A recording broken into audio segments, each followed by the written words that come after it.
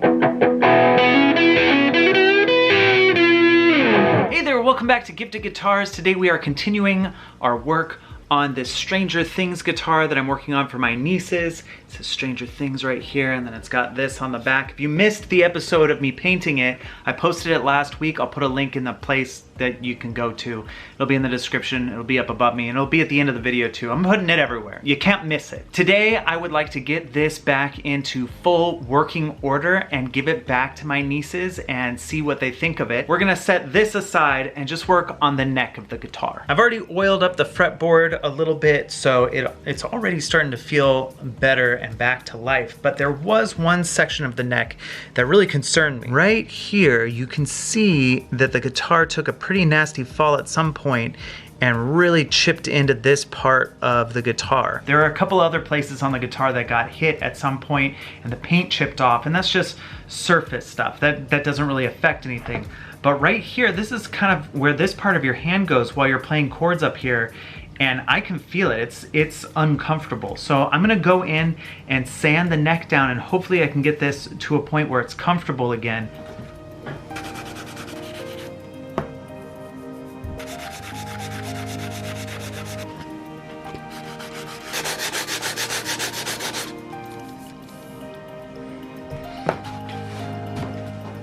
That is awesome. That feels so much better. Not uncomfortable at all. You can't even feel it. It's gone.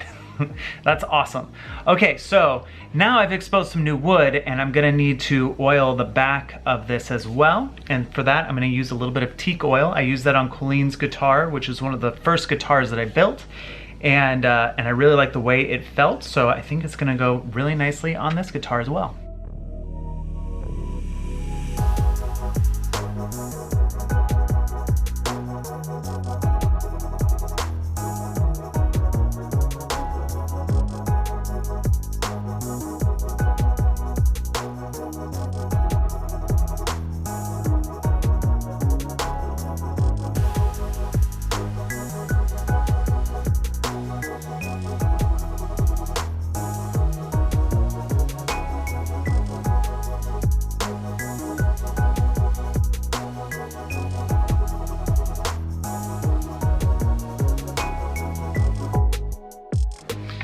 All right, the neck is back on the guitar.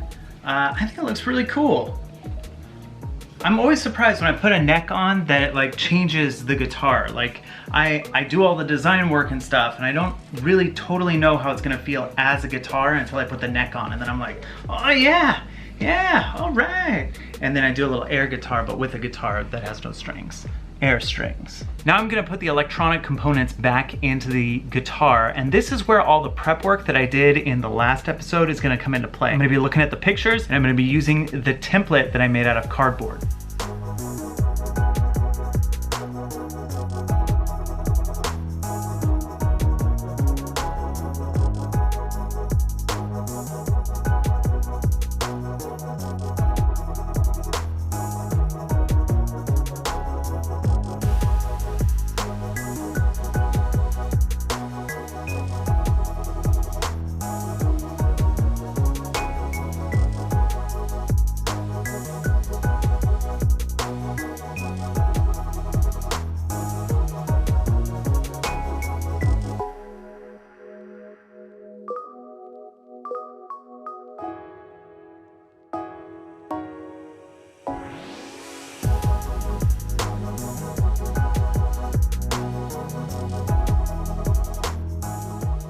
I was doing my final check before putting the strings on, and I noticed something about the neck of this guitar. You can see it's touching up here and it's touching down here, but in the middle here there's a gap. It's kind of hard to see it. I will shine my phone light through it, and then you'll be able to see it a little better, I think.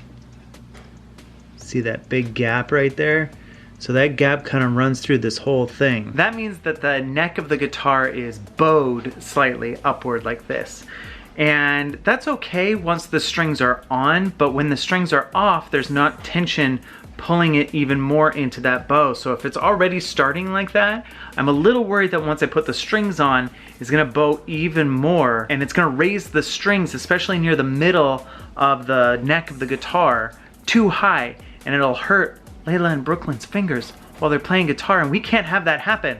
Uncle Chris is here to save the day. So we have a piece of wood that's bent in the wrong way. How are we gonna fix this? Most guitar necks have something called a truss rod running through them, and if you turn it at one end, it will bow the neck one direction or the other, and we can straighten it out. This little cover right here is covering the top of the truss rod.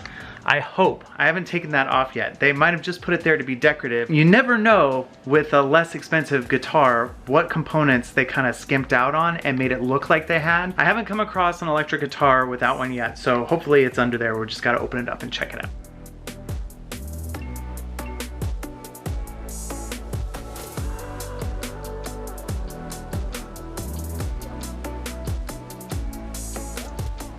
All right, that did the trick. I love truss rods. They're like a magic trick. I'm gonna polish the fretboard one last time, then put strings on, and hopefully we can plug this thing in and it'll sound like an electric guitar.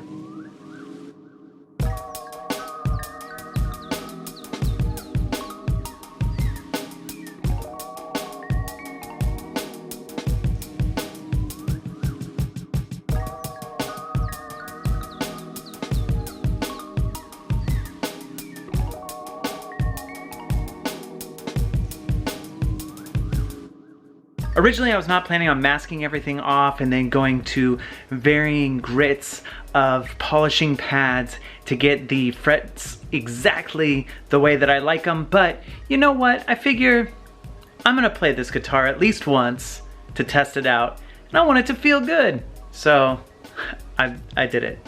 I went a little overboard.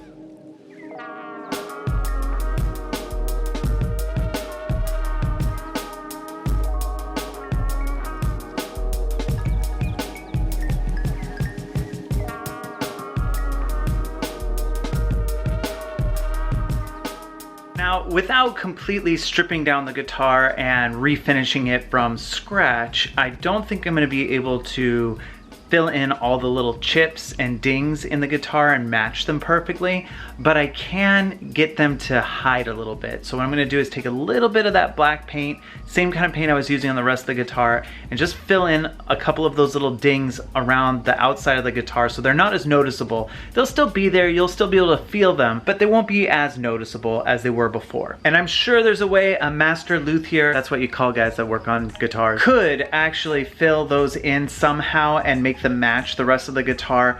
I don't know what that process is. It is something that I'm gonna look up, but I didn't want to test it out on this guitar because I already painted it with everything else, and I just wanted to touch it up just a little bit. So I'm gonna paint those in right now.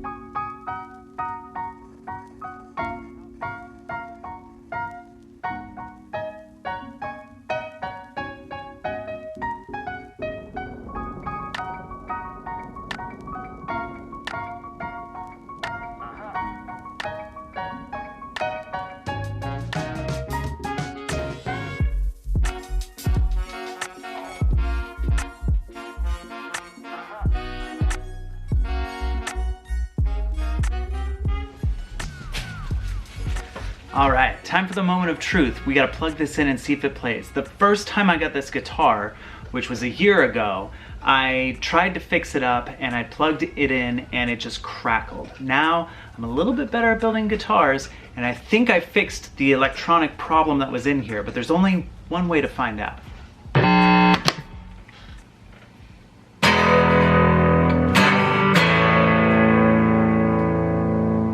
All right, we got some sound, that's fun. Okay, so that's this pickup here. Let's see if I switch this switch. Should be this middle one. Ooh, that's got some bite to it, I like it.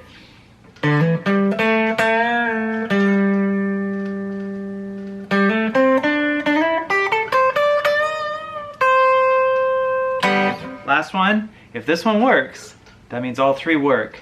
And I've done my job. I can already hear that it's gonna work.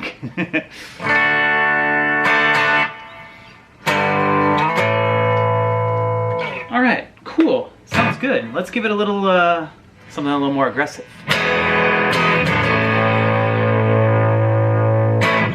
The pickups on this are super hot. I think they're up like a little higher than they normally should be, but I don't mind it. I think it's fun. It's very rock and roll though. It's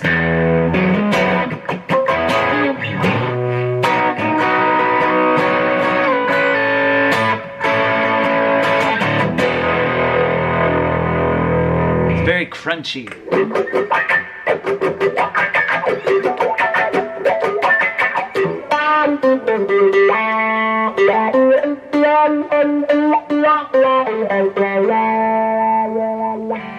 They aren't gonna have all these effect pedals. I just have them, so I'm gonna play with them because, you know, it's fun.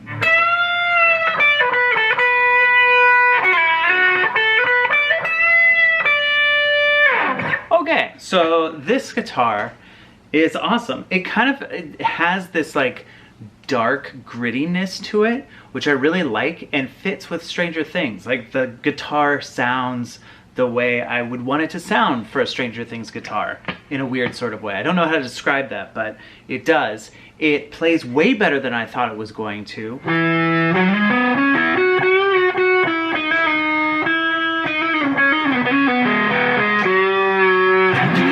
I really like what I did with the paint job, but also what I did with the neck of the guitar. I really spent a lot of time working on these frets, making them smooth and polished and even, so that when you're playing the guitar, it feels like a higher end guitar than it actually is. Part of the reason for that is an entry-level guitar like this one is mass produced, and it's produced very quickly to save money, so they don't spend as much time on things like the fretboard. But if you learn a few things on how to do that, you can actually make a guitar that is way less expensive play like a much more expensive guitar, which is a pretty cool little thing to know how to do.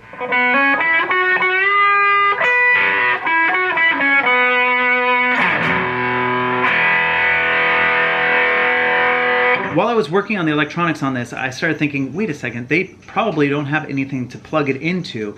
An electric guitar is very quiet if it's not plugged into something. It doesn't have that electric guitar sound to it. So I thought it would be fun if I got them a little amp to practice with.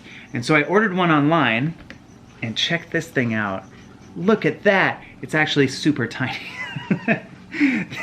This is way smaller than it looked like online, but it's still pretty cool. This is a little mini amp, and I thought I would give them this and a cable and let them rock out a little bit. So I'm gonna test this out real quick before I give it to them. All right, let's see how it sounds. Let's mess with the tone a little bit. And give it a little drive. Ooh, a little feedback.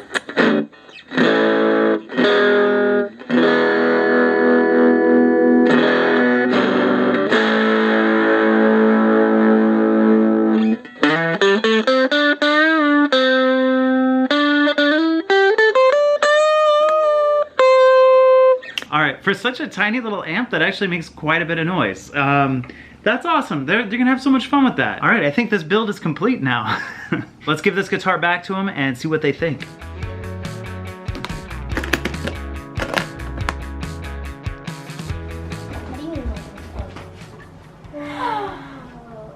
Wow, so cool.